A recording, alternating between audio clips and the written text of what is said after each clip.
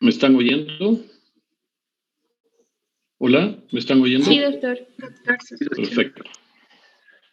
Perfecto, chicos. Entonces, el tema de hoy día es cáncer de testículo y vamos a empezar el tema con este cáncer que es bastante común, poco común. A ver, el cáncer de testículo es una neoplasia en general de gente joven y como siempre comento, la incidencia en Bolivia es relativamente baja, en el mundo es baja, pero en Bolivia es particularmente baja, no sabemos exactamente qué nos protege, pero no vemos tanto cáncer de testículo nosotros.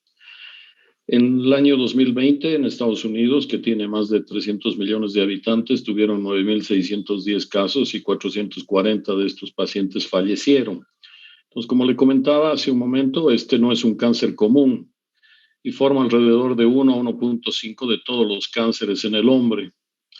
Y generalmente afecta a gente joven a mediana edad, pero también se presenta en niños y adolescentes en un 6% y en 8% en hombres mayores de 55 años. En general se presenta más entre los 20 y 40 años, con un promedio de 33, y en este grupo etario se presentan alrededor del 70% de los casos. Se presenta también 4 o 5 veces más frecuentemente en pacientes de raza blanca que en pacientes de raza negra. Y del tema que vamos a hablar hoy día son los tumores de células germinales que representan el 95% de los pacientes. Ahora, los tumores de células germinales se dividen en dos grupos, los no seminomas que representan el 24% y los seminomas que representan el 62%. Y la cosa importante es que más del 95% de estos grupos de pacientes, incluso pacientes que tienen enfermedad avanzada, como vamos a ver más adelante, pueden ser curados. Uno tiene que tener claridad que esta enfermedad también se puede presentar en forma sincrónica o asincrónica en el 1 al 2% de los pacientes y es más frecuente la presencia de este tumor en el lado derecho. Entonces, como les comenté ya en la anterior diapositiva, 62% de los pacientes van a tener tumores de tipo seminoma y un 24% van a tener tumores no seminomas. Y esta enfermedad, previo al desarrollo de regímenes de quimioterapia que fundamentalmente están basadas en un citostático que se llama cisplatino, antes de la aparición de este citostático, la sobrevida era alrededor del 64% y actualmente las tasas de sobrevida a 5 años sobrepasan el 50 y el 95%. Entonces, en la década del 70 es cuando se empieza a utilizar quimioterapia en este cáncer y desde que se incorpora la quimioterapia, como les decía hace un momento, en base a cisplatino, la incidencia de este tumor ha bajado en forma muy importante. ¿Qué edad es más común? En general, como les comenté hace un momento también, entre los 20 y 34 años están alrededor del 50% y alrededor del 25% entre los 35 y 44 años. Entonces, en líneas generales, más del 60% de estos tumores se presentan entre los 20 y los 45 años. Y la mortalidad también es más común en estos grupos etarios. Entonces, esto también es importante entender y conocer. Los tumores testiculares de células germinales se han vuelto una de las neoplasias sólidas más curables y esto se debe a los tratamientos que comenzaron en 1970 y había un urólogo en esa época, el doctor Donahue, que hizo todo un estudio de cáncer de testículo y sobre todo hizo un estudio de la diseminación de esta enfermedad. Incorporó cisplatino en la quimioterapia y con eso el cambio de esta enfermedad ha sido enorme y básicamente se debe a un mejor conocimiento de la historia natural. Ya podemos saber exactamente dónde se diseminan. Hemos mejorado la capacidad de tapificar, esto fundamentalmente con la incorporación inicialmente de tomografía, después de resonancia y actualmente con la tomografía con emisión de positrones. Es otra tecnología que nos está permitiendo una mejor tapificación y por otro lado las técnicas quirúrgicas también de esta enfermedad han mejorado mucho, lo que ha permitido mejores tasas de curación. Esta es una enfermedad que produce marcadores tumorales, que los vamos a ver más adelante y como les he comentado anteriormente también la quimioterapia eficiente en base a platino. ¿Cuáles son los factores de riesgo que tiene el cáncer de testículo? Número uno, vamos a tener la criptorquidia. La criptorquidia que seguramente van a llevar o han llevado en clases de urología es la falta de descenso del testículo. Y esta falta de descenso del testículo va a condicionar entre 5 y 15 veces más riesgo. Este riesgo es mayor cuanto más alto esté el testículo y sobre todo cuanto más tiempo se demora uno en bajar el testículo hasta la bolsa escrotal. De los pacientes con cáncer, 7 al 12% tienen antecedentes de testículos mal descendidos. La bilateralidad se presenta en un 5 a 15%. Es más frecuente en el lado derecho, como también hemos comentado. La hipospadia, que es esta alteración de la conformación de la uretra, es también un factor de riesgo. Cuando hay antecedentes familiares de pacientes con cáncer de testículo, los hijos van a tener más riesgo. La microlitiasis se ha hablado durante mucho tiempo que es un factor de riesgo. Les voy a mostrar una ecografía más adelante y la ecografía muestra microlitiasis, se consideraba que era un factor de riesgo. Hoy día los resultados son controvertidos y lo que se recomienda con estos pacientes es hacer seguimiento, pero eventualmente en un momento se hacían biopsias, cosa que se ha dejado de hacer. Y hay malformaciones genéticas como el síndrome de Klinefelter, que es el XXI, que también tiene un factor de riesgo. Esos pacientes tienen más riesgo de cáncer de testículo y los pacientes con síndrome de Down, que es la trisomía 21, también tienen mayor riesgo de desarrollar cáncer en el testículo. ¿Cuál es el cuadro clínico? Parece importante que recalquemos esto. Es un testículo que está aumentado de volumen y consistencia y en general son asintomáticos. Entonces, esto hace que haya un retardo entre 4 y 6 meses en el diagnóstico, básicamente por dos razones. Uno, por la vergüenza que produce el afrontar y el comentar con la familia que uno tiene un cáncer de testículo. Y, perdón un ratito, voy a silenciar los micrófonos porque estoy oyendo a alguien por ahí. Entonces, hay un retardo. Y este retardo tiene que ver con vergüenza en consultar, porque es una patología que está en la región genital, pero en segundo lugar porque son aumentos de volumen del testículo que son asintomáticos, ¿no? Con gran frecuencia estos pacientes los tratan como orquitis o como epididimitis. Algunos pacientes pueden tener ginecomastia. En algunos casos ya puedes palpar masas abdominales en el momento del diagnóstico. Les voy a mostrar un caso posteriormente. Y algunos pacientes pueden consultar si la enfermedad está diseminada por dolor lumbar, que puede ser secundario a distintas cosas, infiltración de raíces nerviosas o la presencia de hidronefrosis por compresión, por masa tumoral de los ureteres que condicionan una hidronefrosis y asociado a esto dolor lumbar. Y si el paciente tiene metástasis a nivel del pulmón, podemos encontrar tos.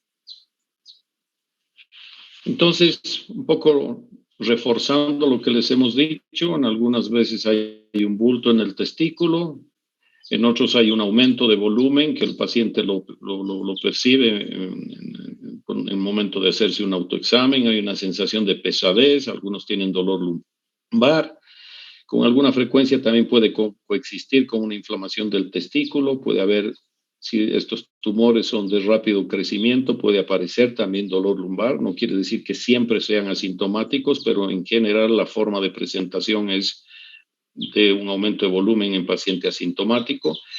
Y con frecuencia los pacientes secundarios al tumor de testículo pueden acumular líquido alrededor del mismo. Esto se llama hidrocele y el hidrocele es una cosa que enmascara el diagnóstico y esta es una de las razones, sobre todo cuando se presenta en gente joven, que uno no puede llegar y operar esos hidroceles sin tener la certeza que detrás de ese hidrocele, que a veces no permite palpar el testículo, puede haber un tumor en la gónada.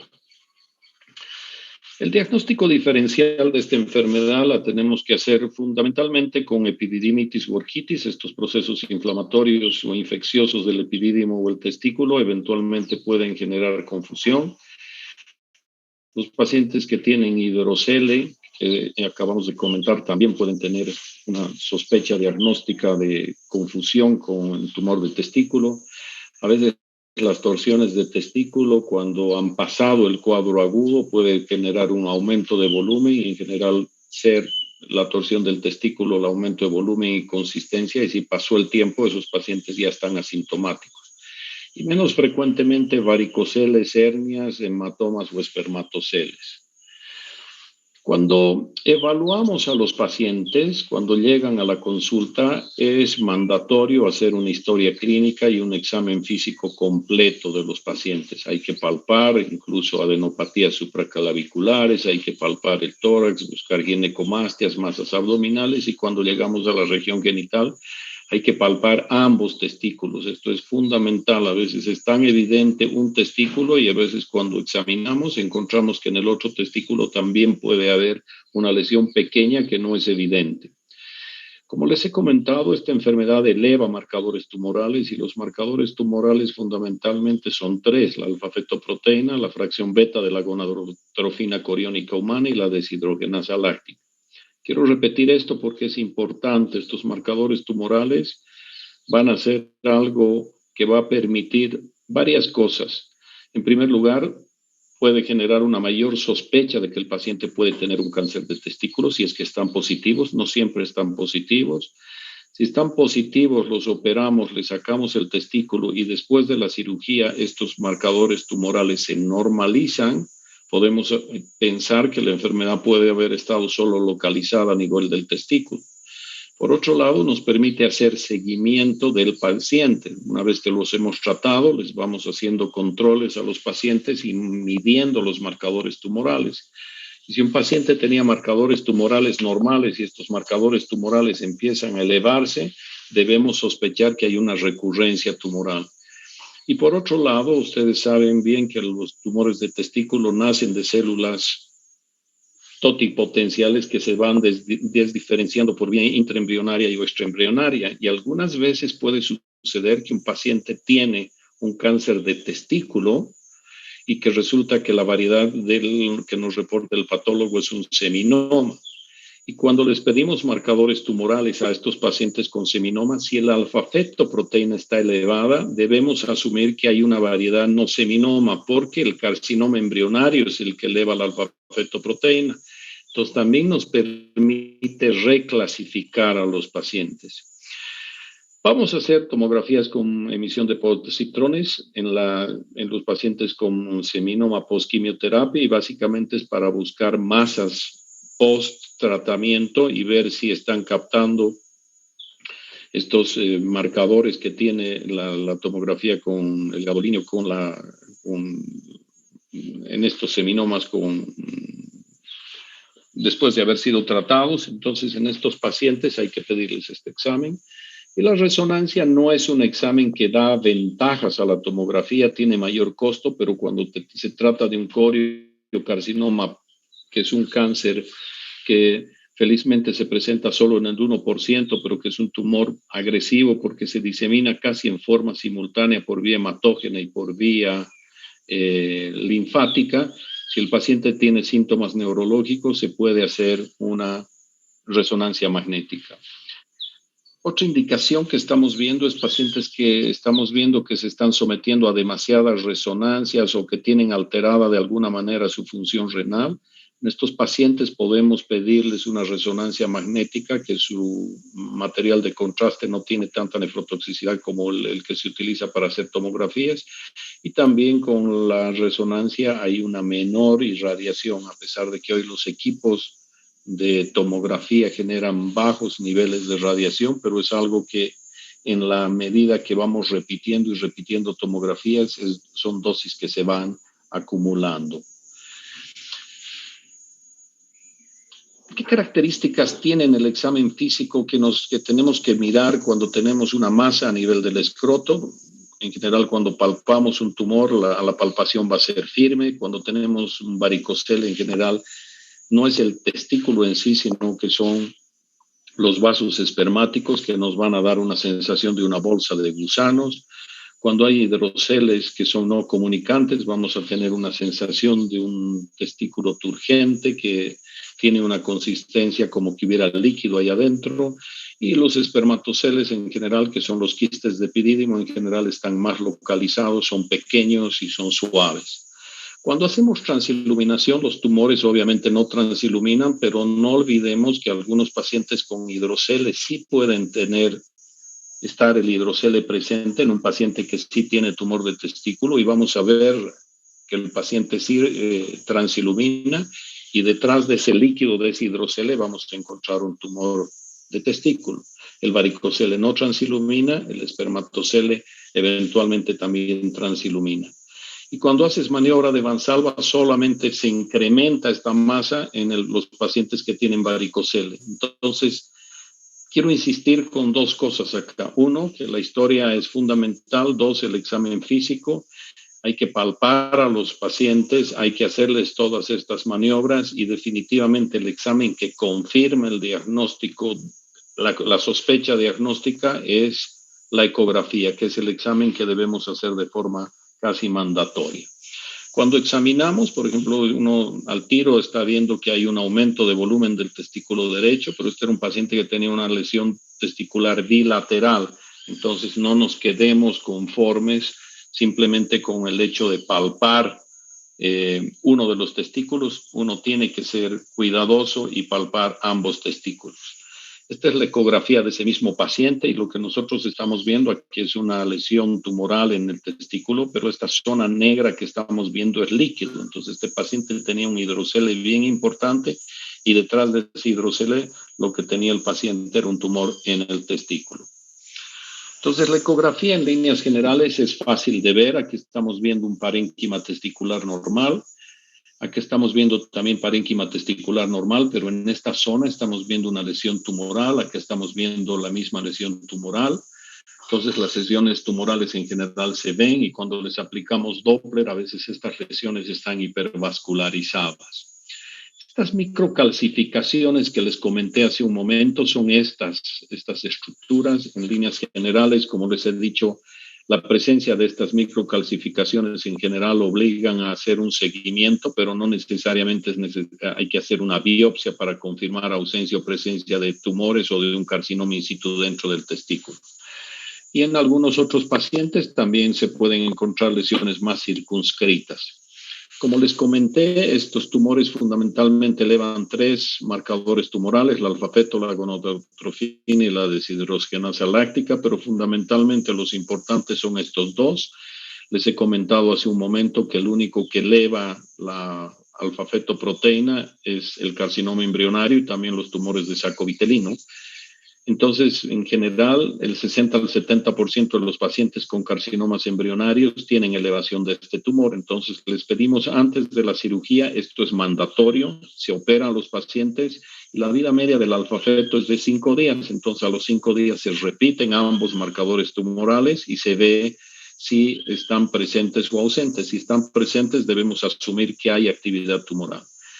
En cambio, la gonadotrofina coriónica se eleva en prácticamente todos, menos en los teratomas. El carcinoma embrionario en un 40-60%, los seminomas 5 a 10%, y el que más se eleva la gonadotrofina coriónica es el coriocarcinoma. Este coriocarcinoma, que se presenta solamente en el 1% de los pacientes, es un marcador tumoral que se eleva mucho, y cuando está muy elevado debemos sospechar que estemos frente a un coriocarcinoma, y debemos preocuparnos porque este es un tumor más agresivo, porque, como comenté hace un momento, tiene una diseminación tanto hematógena como linfática. Los marcadores tumorales también los podemos cuantificar por sus grados de elevación. Si están estos elevados en menos de 5,000, hablamos de un estadio S1. Para la gonadotrofina coriónica, y de menos de 1,500 hablamos de la deshidrogenasa láctica, y menos de 1,000 de la alfa-fetoproteína. En líneas generales, estos valores tienen que ver con el manejo. No quiero confundirlos con memorizar estos números. Lo importante es que estos valores pueden ir subiendo, y un poco en función a eso también estamos hablando de agresividad y de mayor factor de riesgo de estos tumores. Una cosa que tenemos que hacer es siempre valorar con un espermiograma cómo es la capacidad y la calidad de los espermiogramas y de los espermatozoides en este examen. En general tenemos que tener presente que estos pacientes son pacientes jóvenes y que a veces no han iniciado su vida reproductiva, entonces en estos pacientes es una obligación hacer un espermiograma, y si eventualmente el espermiograma es normal y vamos a retirar los testículos y posteriormente pensamos que puedan ser susceptibles a radio y quimio, es mejor hacer criopreservación de estos espermatozoides para eventualmente preservar la función reproductiva de estas personas. Obviamente, esto se hace con más razón en pacientes que tienen testículos únicos o masas bilaterales, o si el paciente ya tuvo antecedente de una orquidopexia o tiene un testículo atrófico contralateral, y también en gente joven que, como comenté hace un momento, no iniciaron su actividad reproductiva. Pero tenemos que tener claridad que los tumores testiculares se asocian con disgenesias gonadales y aproximadamente un 50% de los hombres tienen algún grado de alteración en su espermatogénesis. Entonces, los pacientes siempre están concentrados en su problema inicial, y el tema de cáncer siempre genera mucha ansiedad a la paciente y la familia, y por lo tanto uno hace el manejo y en ese momento los pacientes están tranquilos, pero si no tomamos previsiones de valorar su capacidad espermática, y la segunda cosa, si son gente joven y no hemos hecho criopreservación, a veces los pacientes posteriormente demandan o reclaman que por qué nos hicieron estas cosas. Entonces esto es algo que uno siempre tiene que tener presente. Una vez que hemos hecho el diagnóstico, el paciente tiene un cuadro clínico de aumento de volumen y aumento de consistencia, un paciente que tiene un aumento de volumen de una masa sintomática. Entonces, hacemos exámenes preoperatorios, pero mandatorio, como comenté, tenemos que hacer una ecografía y marcadores tumorales. Y una vez que abordamos y valoramos a estos pacientes, tenemos que hacer un abordaje por vía inguinal. Y la razón de hacer el abordaje es que nosotros vamos a calampear de entrada el cordón espermático, y cuando manipulemos el testículo vamos a evitar de esta manera diseminación de las células tumorales. Entonces, esto es lo que hacemos. En general, el abordaje se hace por vía inguinal, se abre la pared anterior del conducto inguinal. Una vez que hemos abierto la pared anterior del conducto inguinal, vamos a aislar el cordón espermático. Esto es lo que vamos a hacer. Y una vez que hemos aislado el cordón espermático, vamos a hacer lo que les he comentado, esta ligadura del cordón espermático, el pinzamiento del cordón, para que cuando manipulemos el testículo no se pueda diseminar.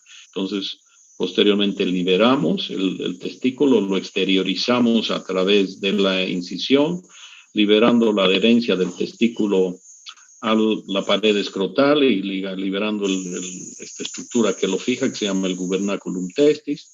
Una vez que hemos hecho esto, se exterioriza el testículo, posteriormente se pinza, secciona y liga, y una vez que hemos logrado esto y retirado, después de haber ligado el cordón espermático, tenemos que cerrar la herida del paciente, y siempre hay que hacer una reconstrucción de todo lo que ha sido la anatomía tal cual la encontramos. Entonces hay que cerrar la pared anterior del conducto inguinal. Con frecuencia dejamos un material de sutura no reabsorbible un poco más largo, cosa de que si en algún momento hacemos una linfadenectomía, retiremos el remanente de cordón que quedó. Entonces, una vez que exteriorizamos la pieza, este es el tumor testicular de ese paciente que les mostré inicialmente. Uno puede ver la túnica vaginal bastante engrosada, pero el testículo de un aspecto firme y francamente tumoral. En este caso, este paciente tenía una lesión tumoral bilateral que nos obligó a hacer una orquiectomía bilateral. Esto era en el año 2006, por lo tanto, en ese momento era lo que se hacía. Hoy día podemos eventualmente pensar en retirar, si es una masa pequeña, retirar solo esa lesión. Y eso probablemente lo que nos va a permitir es mantener la capacidad de secreción de hormonas, y eventualmente con eso evitas el necesitar darle suplementación hormonal a estos pacientes para que tengan niveles de testosterona dentro del rango normal. Entonces, las piezas operatorias son preparadas por los patólogos, y una vez que el patólogo ha terminado de preparar las piezas, nos debe informar de la variedad histológica. Como les comenté hace un momento, hoy día vamos a hablar de estos tumores de células germinales, los tumores seminoma y los tumores no seminoma. No tiene mucho sentido hablar de los otros tipos de tumores por su baja frecuencia. Parece que tenemos que concentrarnos en el 95% que representan estos tumores de células germinales. Como les he comentado, los tipos histológicos son los seminomas y no seminomas. Y dentro de los seminomas hay variedades histológicas, el clásico, el anaplásico y el espermatocítico. En líneas generales, los tumores espermatocíticos se presentan más en gente mayor. En general son tumores de mejor pronóstico porque tienen muy pocas posibilidades de diseminarse por vía linfática, entonces a veces el tratamiento de estos pacientes es simplemente hacer la resección, la orquiectomía, y con eso has curado a los pacientes. Y dentro de los tumores no seminomas hay variedades de estos tumores. El carcinoma embrionario es uno de ellos, el teratoma, el coriocarcinoma y el tumor de saco vitelino. Y también tenemos variedades mixtas. Esto quiere decir que puedes tener un teratoma y carcinoma embrionario, eso se le llaman teratocarcinomas, o puedes tener un carcinoma embrionario más un seminoma. Entonces, en ese caso, los pacientes se manejan desde el punto de vista como si se trataran de tumores mixtos, y acá lo que predomina es el tumor que es más agresivo. Y en este caso son los tumores no seminomas. Entonces se deben manejar cuando son mixtos como si se trataran de tumores no seminomas, y esta es la importancia de que podamos nosotros tener claridad en lo que estamos haciendo y manejando estos pacientes. Como en todos los tumores, tenemos que hacer una clasificación de los tumores y los vamos a dividir como en todos los tumores que hemos ido hablando, en la clasificación de T, N y M. T es tumor, N nódulo, M metástasis, y los T se dividen de T1 a T4. Estos T1 se clasifican en 1A cuando son menos de 3 centímetros y 1B es cuando son más de 3 centímetros. El T2 es lo mismo que el T1, pero cuando hay invasión vascular o linfática o de la túnica vaginal. Y en general, la invasión vascular o la túnica o vascular o linfática le agrega gravedad a la enfermedad, agresividad a la enfermedad. El T3 es cuando ya está infiltrado el cordón y el T4 es cuando hay invasión del escroto. Un detalle importante técnico es que algunas veces gente que no tiene experiencia opera a estos pacientes y el abordaje lo hace por vía escrotal. Entonces, el momento que tú abordas el escroto, o sea, el tumor del testículo por vía escrotal, este tumor puede estar en una etapa T1A, pero por haber sido abordado por vía escrotal, lo debes clasificar como una lesión T4. Por lo tanto, empeoras el pronóstico por hacer un manejo inadecuado. Cuando vemos los nódulos, estos ganglios se van hacia el retroperitoneo, y esto es fundamental entender. Cuando las lesiones son menos de 2 centímetros, hablamos de N1, cuando son entre 2 y 5, hablamos N2, y cuando son lesiones de más de 5 centímetros, hablamos N3. Y después voy a explicarles lo que son los estadios para entender un poco el manejo y cómo se hace. Y hablamos de M cuando hay otros M1A, cuando hay otros ganglios no regionales. Por ejemplo, si tienes ganglios en el ilio pulmonar, eventualmente estos pacientes son considerados adenopatías, pero ya no son en el espacio retroperitoneal y deben considerarse 1A, o cuando hay metástasis a nivel de pulmón. Y cuando hay metástasis en otros órganos, por ejemplo, el hígado, entonces, o intestino, que a veces también puede tener metástasis, tú estás hablando de una lesión M1B. Entonces, es importante entender que estas lesiones T1 que están localizadas en el testículo, esto voy a volver a repetir, debemos considerar una etapa 1 porque el manejo está en función al estadio. La segunda cosa es cuando las personas ya tienen actividad de ganglios en el retroperitoneo, hablamos un estadio 2, o cuando ya la enfermedad se va a otros ganglios, al pulmón o a otros órganos, hablamos en estadio 3. Y el enfoque en cada uno de estos estadios es diferente. Reforzando lo que les acabo de comentar, si la enfermedad está localizada en el testículo, T1A, T1B, T2, T3 o T4, se considera estadio 1. Cuando tú tienes un paciente que tiene ganglios en el retroperitoneo de menos de 2 centímetros, entre 2 y 5, más de 5, se consideran estadio 2. Y cuando los pacientes tienen lesiones en otros lugares, en el hígado, en el pulmón o en otros órganos, se consideran estadios 3. Entonces, esto es importante porque en función a eso vamos a definir cómo vamos a hacer el manejo de estos pacientes. A los pacientes hay que tapificarlos y como en todos los tumores, esto es para los tumores de todas las partes del organismo, es importante entender que tapificación involucra saber hasta dónde avanzó la enfermedad y si me permiten recomendar, ese es un concepto que lo tienen que tener claro. Ayer alguno de los compañeros de ustedes preguntó en relación a esto y el tapificar es saber hasta dónde fue la enfermedad. Y para tapificar tenemos que utilizar exámenes de imagen. Y hoy día yo hago una pantomografía, ya no hago radiografías de tórax, les voy a mostrar una tomografía para que vean la diferencia de lo que se puede pesquisar, pero la radiografía de tórax sigue siendo también una alternativa, pero en líneas generales hoy día yo hago pantomografías de tórax, abdomen y pelvis.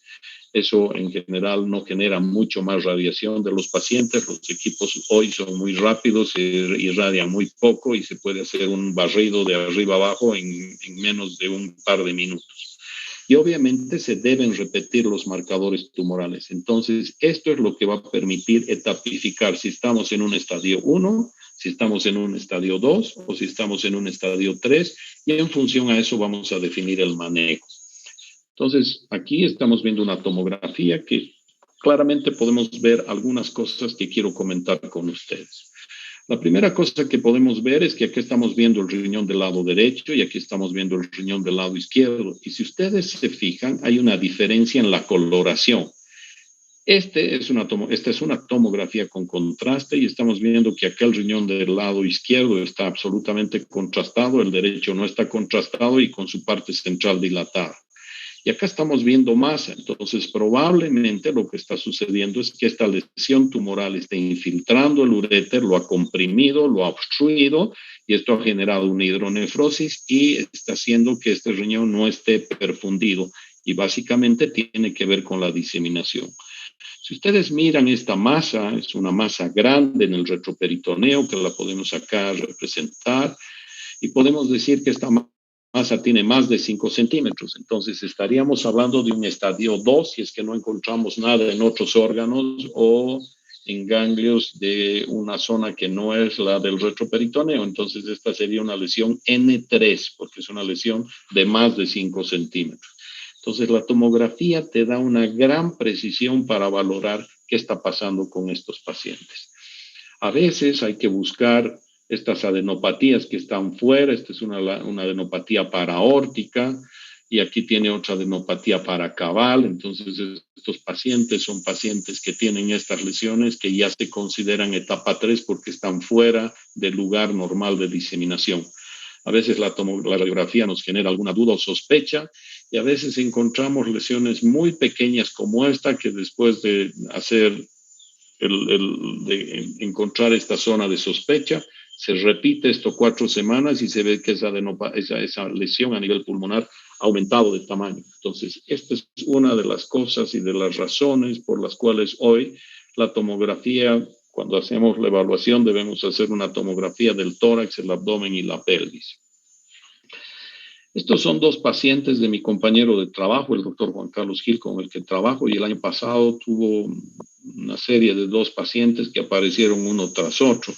El primero era un hombre joven que estaba con su pareja y su pareja palpó algo y cuando le pedimos una ecografía tenía esta pequeña lesión y cuando la valoramos era una lesión en etapa T1, no había infiltración vascular ni linfática, una lesión muy pequeña de menos de 3 centímetros en el testículo. Este paciente se operó y se curó la enfermedad. Y a las pocas semanas llegó este paciente. Este paciente es el prototipo del paciente descuidado. Él tenía una condición que empeoraba esa su condición de descuido porque él era médico. Este paciente probablemente por vergüenza, la primera cosa por la que llegó es por una masa en la región frontal y lo que tenía en realidad era una metástasis a nivel de hueso, a nivel del hueso frontal.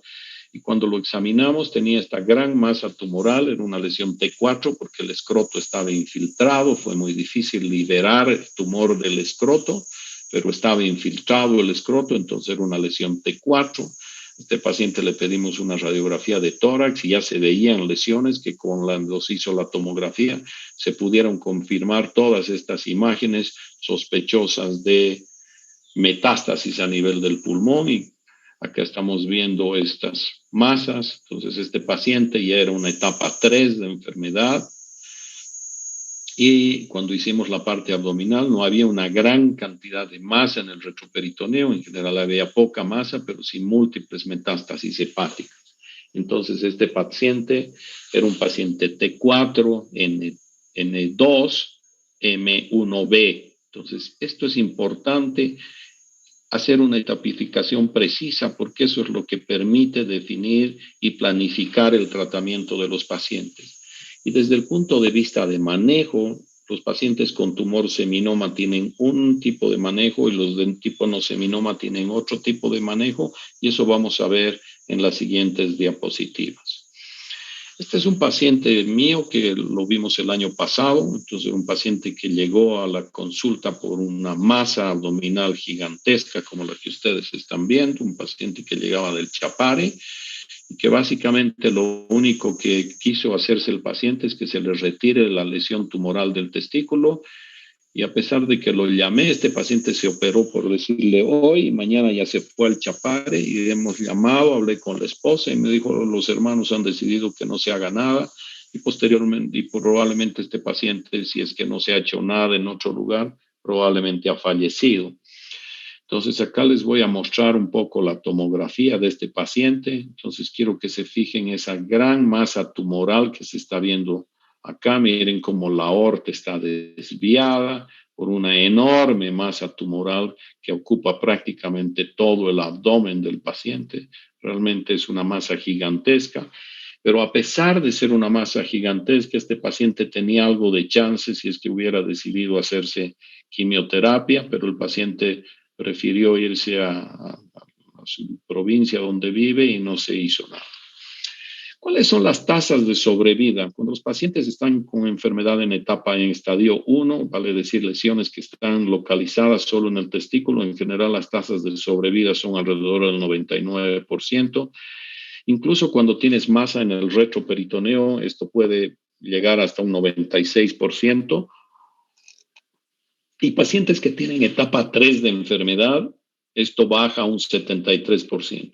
Por lo tanto, el mensaje es que si aparece una masa, ojalá no esperemos que crezca, ojalá la diagnostiquemos en forma más temprano, ojalá no sea un coriocarcinoma, pero en líneas generales uno puede ver que con tratamiento estos pacientes eventualmente podemos rescatar a la gran mayoría. ¿Cuáles son factores de riesgo? Ya hemos hablado de esto, que es la invasión linfovascular, o sea, cuando aparece esto es un factor de riesgo. Cuando la mayoría del tumor, el predominio es un carcinoma embrionario, es otro factor de riesgo. Los tumores que ya están infiltrando la pared, el cordón espermático o la pared escrotal también es otro factor de riesgo. Y si hay presencia de tumores de saco vitelino, también son factores de riesgo.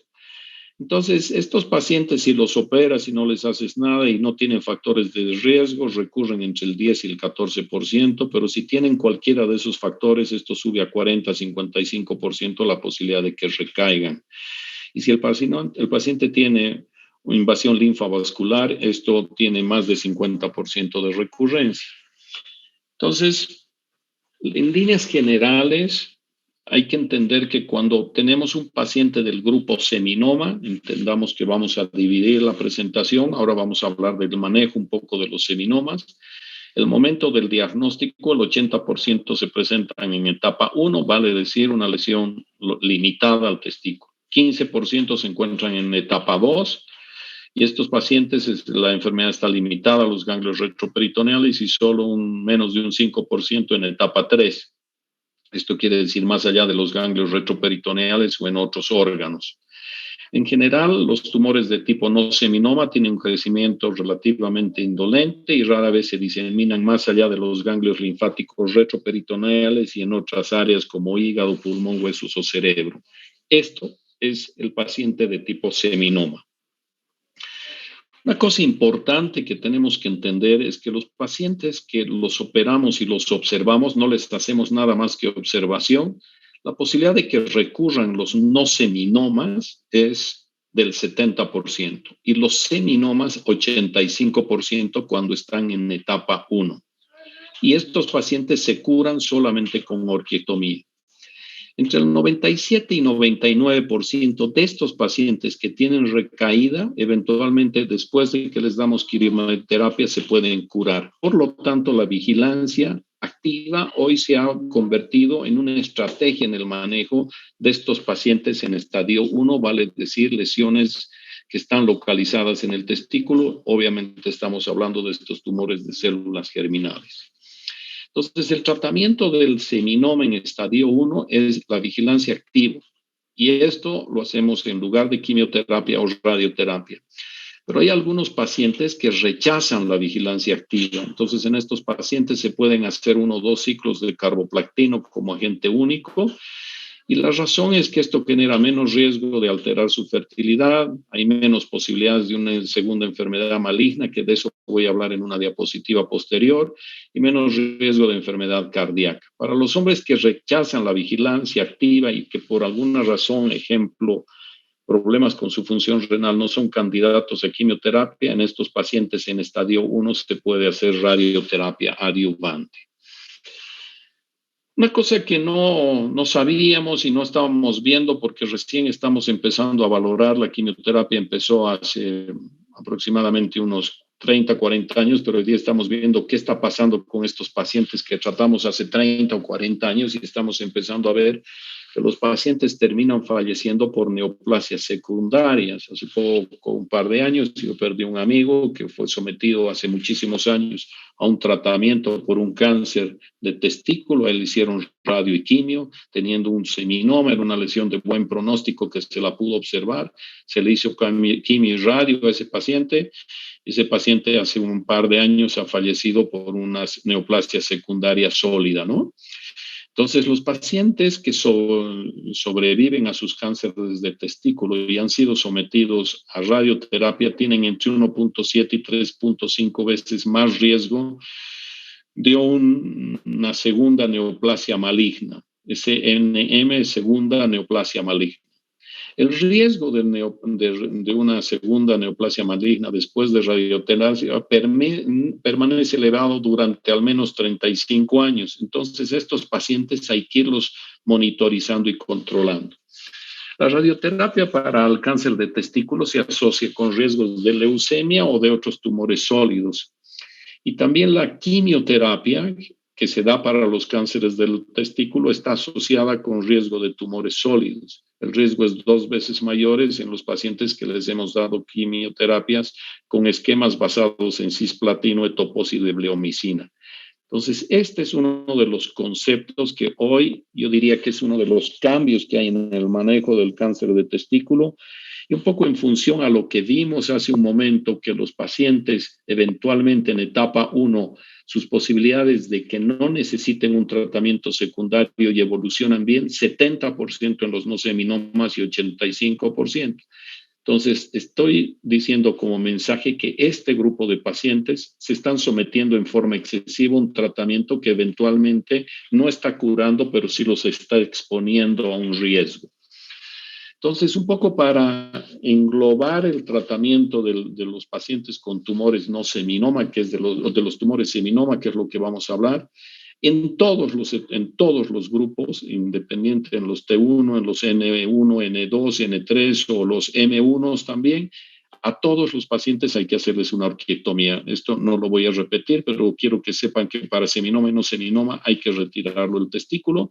Y si el paciente está en el estadio 1, un grupo de estos pacientes, sobre todo los que consideramos de bajo riesgo, estos que no tienen infiltración vascular ni linfática, estos pacientes que no son ni T3 ni T4, que no tienen una gran cantidad de carcinoma embrionario ni saco vitelino, los consideramos de bajo riesgo y a estos pacientes los metemos en vigilancia activa. Y a los otros pacientes eventualmente se les puede hacer un ciclo o 2 ciclos de quimioterapia y eventualmente si por alguna razón se rechaza esto se puede hacer radioterapia. Los pacientes que tienen lesiones en el retroperitoneo de menos de 2 centímetros, a estos pacientes también se les puede hacer una dosis de radioterapia localizada al retroperitoneo o también 1 o 2 ciclos de quimioterapia. Pero si ya tienes lesiones de más de 2 centímetros, entre 2 y 5 centímetros, acá les damos 3 ciclos de quimioterapia. Después de retirar el testículo, se les dan 3 ciclos de quimioterapia con cisplatina, bleomicina y etoposide. Si el paciente tiene lesiones de más de 5 centímetros o el paciente ya tiene masa en otros órganos, en pulmón o en otros ganglios fuera del retroperitoneo, a estos pacientes hay que hacerles 4 ciclos de quimioterapia. Entonces, este es el manejo para seminoma. Insistiendo y repitiendo un poco lo que les hemos dicho, comentar que los tumores, cuando están en etapa 1, se hace orquiectomía y vigilancia activa si son de bajo riesgo, y si es de alto riesgo, eventualmente en esta etapa T1 se hace quimio-radio. A los pacientes que tienen ganglios de menos 2 centímetros, después de la orquiectomía, radioterapia versus quimioterapia, pero si ya tienen masas de más de 2 centímetros y menos de 5, se hacen 3 ciclos de quimio. Y en los con etapas más avanzadas, N3, ganglios de más de 5 centímetros o metástasis en órganos distantes o ganglios no en el área retroperitoneal, 4 ciclos de quimioterapia. El tema es que la vigilancia activa involucra estrés para los pacientes y involucra costos, porque hay que hacer historias clínicas, o sea, vale en otras palabras decir que el primer año al paciente le tienes que hacer historias cada 2 meses, o sea, consulta cada 2 meses, el segundo es pastillas a cada 3 meses, entre el tercero y quinto cada 4 o 6 meses.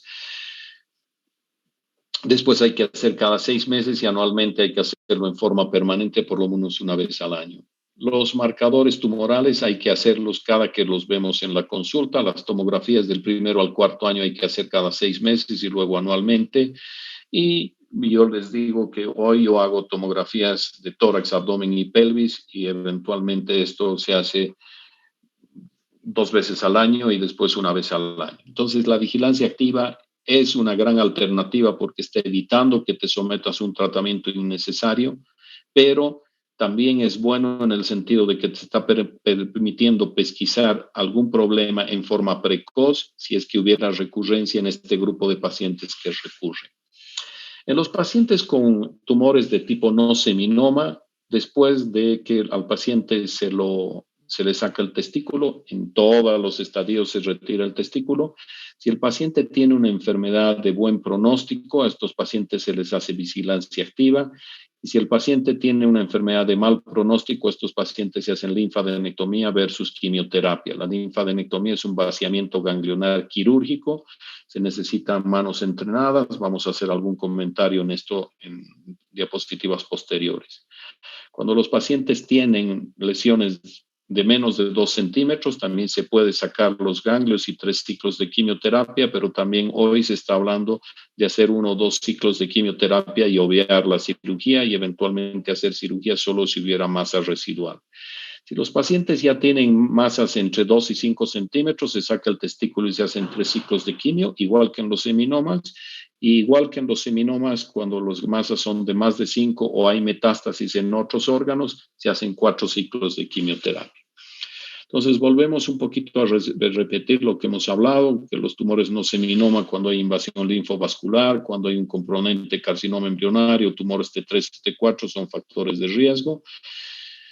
En los pacientes que tienen bajo riesgo les hacemos vigilancia activa y en los de alto riesgo, eventualmente que tienen una posibilidad de recurrir hasta en el 40%, linfadenectomía y eventualmente quimioterapia con 1 o 2 ciclos de cisplatino, bleomicina y etoposide. La vigilancia activa es de la misma manera que en los tumores no seminoma, no me voy a detener por tema de tiempo. Y en líneas generales, estas son las dosis de la quimioterapia que se utiliza. Este probablemente es el esquema que hoy está más en vigencia como alternativa de tratamiento primario, bleomicina, etoposide y cisplatina. Hay otro grupo de pacientes no seminomas a los cuales los hemos operado, les hemos retirado el testículo, hacemos una evaluación del retroperitoneo y no hay masa, pero cuando valoramos sus marcadores tumorales están elevados. Entonces, en estos tumores no seminomas, cuando están limitados a los testículos y hay una elevación persistencia, estos pacientes se deben tratar como quimioterapia con estadio 3 de buen riesgo, vale decir 3 ciclos de quimioterapia. Y básicamente en estos pacientes 2 o 3 se van a hacer entre 2 y 3 días de los mismos esquemas de quimioterapia.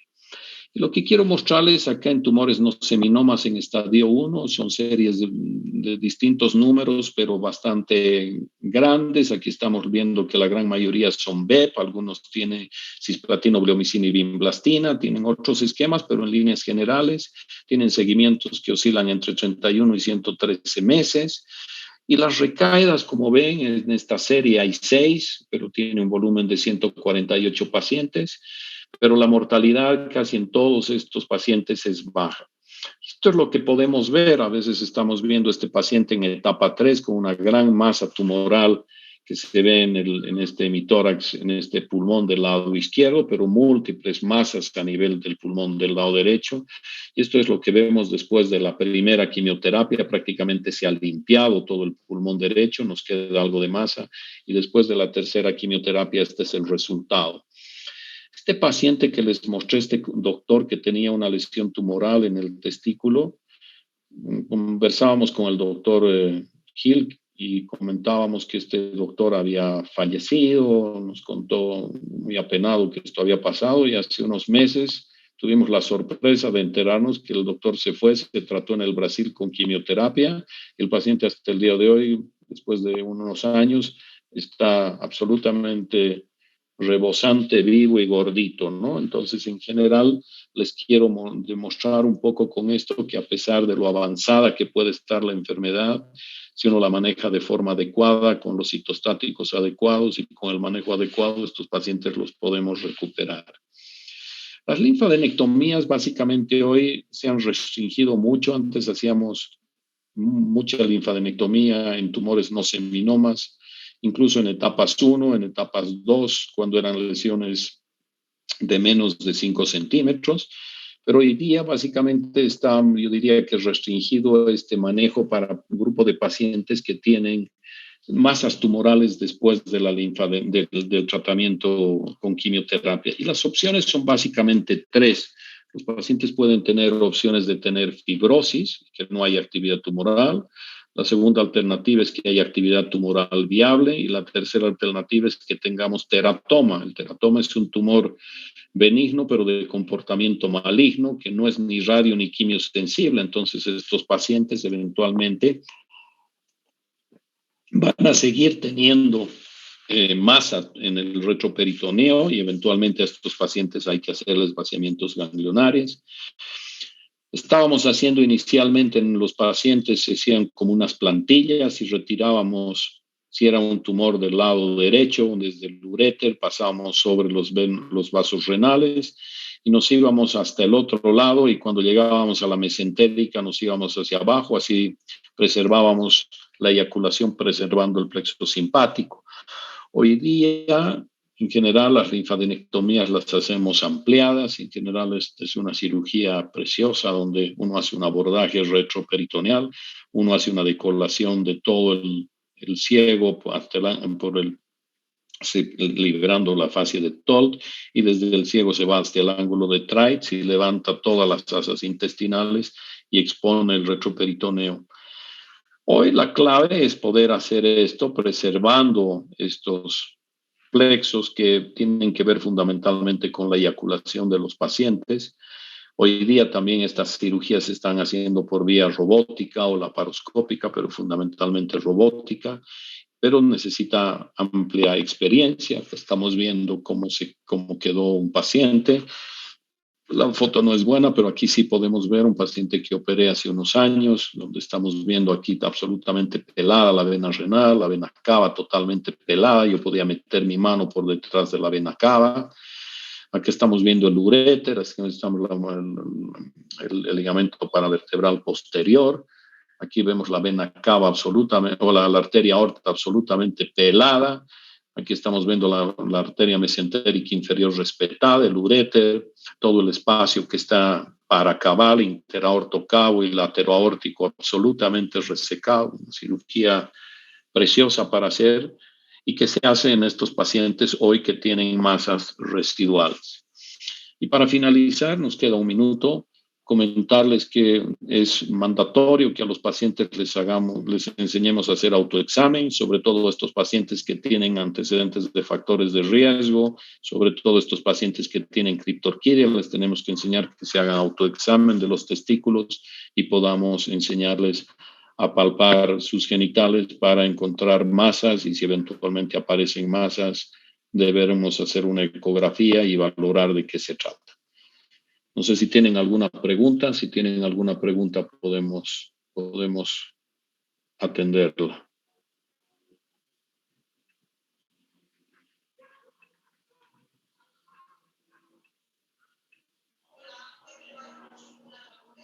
¿Hay alguna pregunta, chicos? Tienen que desactivar sus micrófonos si hay alguna pregunta.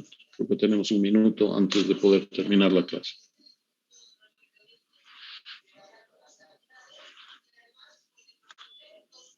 ¿Aló? ¿Hay preguntas, chicos?